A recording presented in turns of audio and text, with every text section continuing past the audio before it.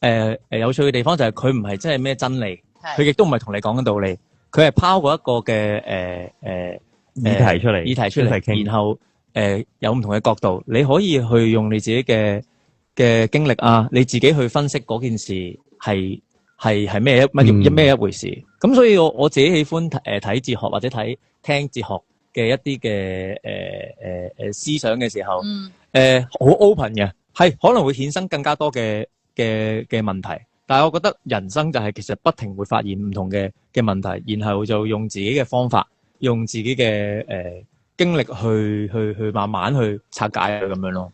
觀點與角度，仲有唔同階段嘅你，可能睇同一件事都會唔同嘅。係啊，所以其實課題分離喺我，尤其是可能做 artist 或者做幕前都幾重要嘅。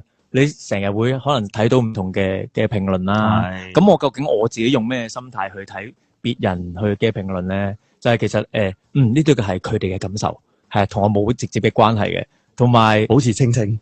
又或者其實你藝術品都係一樣嘢。藝術品佢本身已經定咗喺度噶啦。究竟你點樣去解讀佢？你點樣去睇佢咧？你今日睇佢，我有唔同嘅感受。你10年後，我結咗婚生個仔，或者人生有唔同嘅經歷嘅時候，你再睇同一件事，佢又會唔同嘅感覺。呢個就係係咯，由好開頭我已經有一個咁樣嘅狀態潛入咗佢嘅心，而唔會咁容易俾其他嘅可能有評論啊各樣嘢去聲音啊，影響到自己嗰個嘅狀態。呢啲通通都係別人嘅感受，係啦咁樣。都話嘅道行高，好高，我都要向佢學學聽呢首歌，聽多啲先。多謝晒陳健安。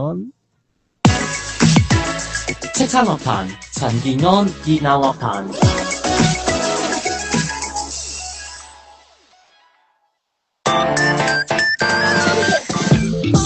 Yes, man. Goodbye.